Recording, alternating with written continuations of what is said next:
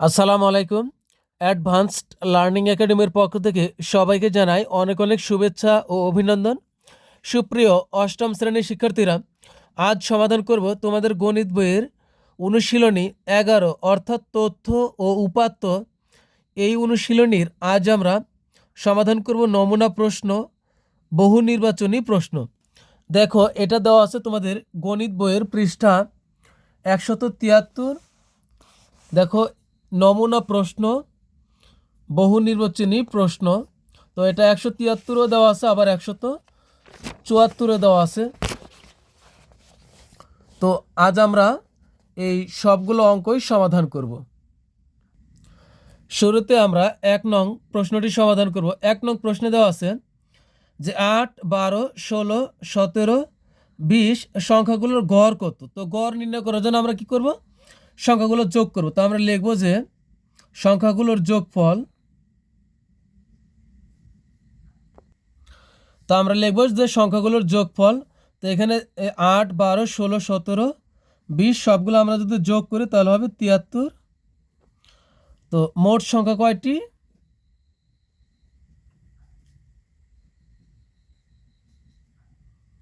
মোট সংখ্যা হলো 5টি। কয়টি? 5টি।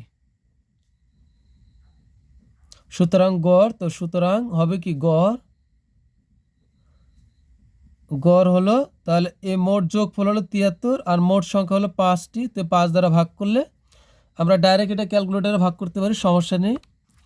তো 73 এরপরে ভাগ হলো 5, তাহলে আমাদের হবে 14.6। 14.6। তো এটাই হলো উত্তর। এরপর সমাধান করবো হলো 2 নং প্রশ্নের। 2 নং প্রশ্নে বলছে যে 10, 12, 14, 18, 20 না 19, 25 সংখ্যাগুলোর মধ্যক কত। মধ্যক মানে কি? মধ্যক মানে হলো যে মাঝখানে কত হবে। তো এটা আমাদের বের করতে বলছে। তো মধ্যক নির্ণয় করতে গেলে কিন্তু অবশ্যই আমাদেরকে সাজাইতে হবে। আর দেখবো যদি অঙ্কে আমাদের সাজানোই থাকে তাহলে আমরা সরাসরি বের করব। তো আমরা 2 নং প্রশ্নে আমরা মধ্যক বের করব। তো এখানে দেখো ব্যাপারটা একটু অদ্ভুত।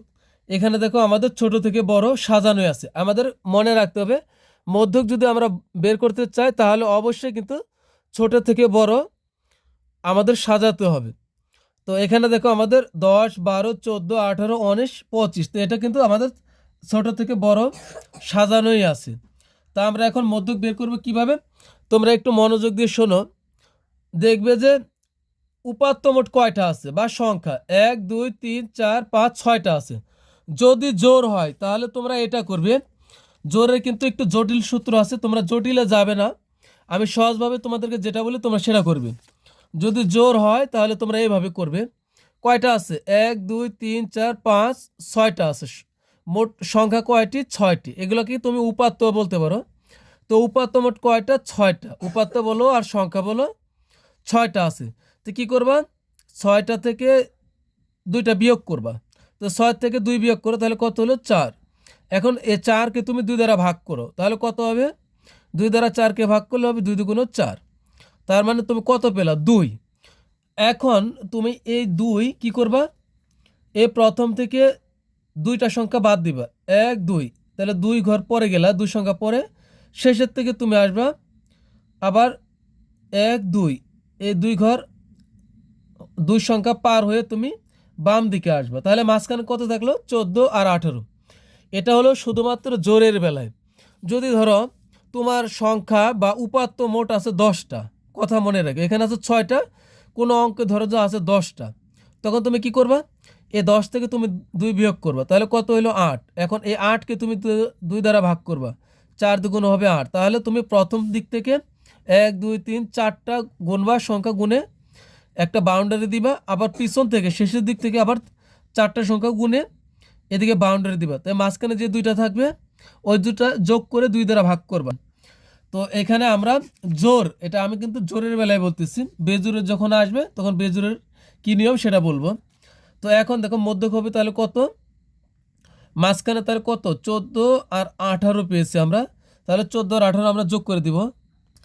তো আমরা কি করব? 14 আর 18 যোগ করে দেব। তো আমরা লিখব 14 যোগ হলো 18 ভাগ হলো 2তম পদ। তো এখানে আমাদের মাঝখানে কত আছে? 14 এবং 18। তো তম লেখার দরকার নাই। তো 14 আর 18 যোগ করলে হবে কত? 32। তো 2 দ্বারা ভাগ করলে 32 কে হবে 16। তো এখানে হবে 16।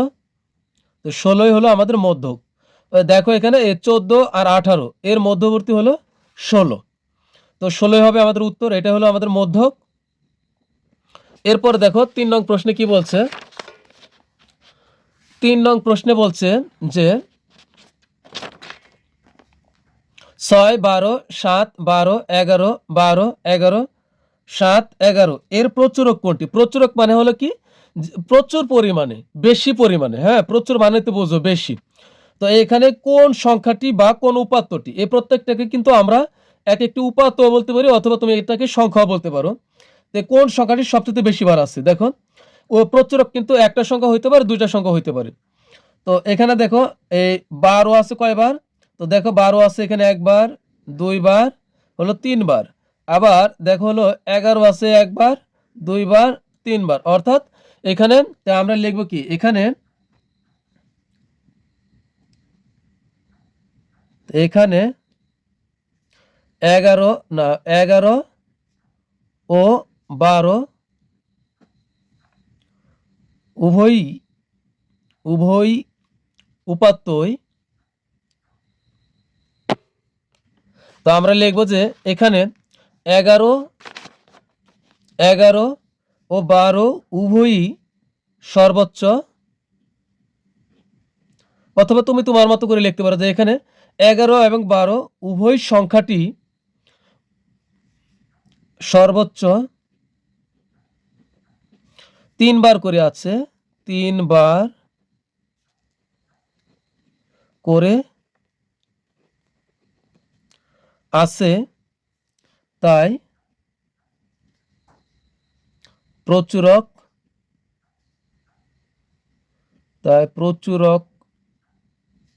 হলো 11 ও 12।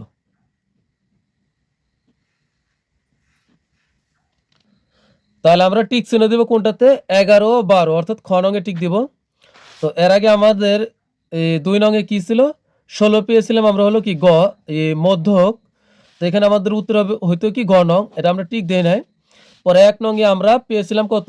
গড় পেয়েছিলাম হলো 14.6, যা আমাদের সঠিক হতো কত নাম্বার? ঘ নং। তো আমাদের কিন্তু 3 নং পর্যন্ত শেষ।